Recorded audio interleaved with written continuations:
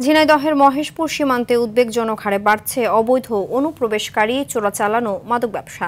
প্রতিদিন দেশের বিভিন্ন জেলা থেকে অসংখ্য মানুষ এই সীমান্ত দিয়ে ভারতে পাচার হচ্ছে।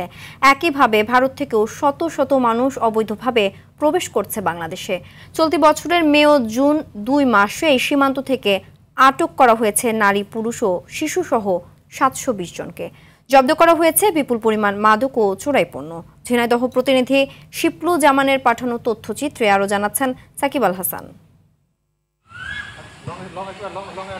রাতের আধারে বিজিবির চোখ ফাঁকি দিয়ে ঝিনাইদহের মহেশপুর উপজেলার মাটিলা, বাঘাডাঙ্গা, যাদবপুর ও জলুলি সীমান্ত দিয়ে প্রবেশ করছে বিভিন্ন ব্র্যান্ডের মদ, অস্ত্র ও মোটরসাইকেল সহ বিভিন্ন ধরনের পণ্য। বাংলাদেশ থেকে পাচার হচ্ছে স্বর্ণ। কেবল পহেলা মে থেকে ৩০ জুন পর্যন্ত ২ মাসে বিজিবির নিয়মিত অভিযানে আটক হয়েছে ৩০৪ জন অবৈধ প্রবেশকারী, যার মধ্যে ১০০ নারী, ১০৫ পুরুষ ও ৯৯ জন শিশু। অন্যদিকে বাংলাদেশ থেকে অবৈধভাবে ভারতে যাওয়ার সময় আটক হয়েছে ৪১৬ জন।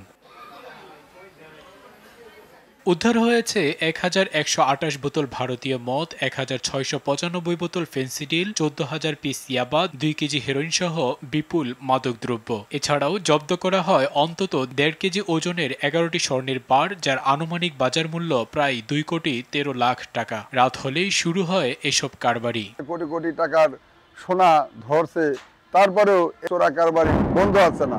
অচিরেই এই চোরাচালান বন্ধ করানো হোক, আমাদের যুব সমাজ ধ্বংসের হাত থেকে বাঁচানো হোক।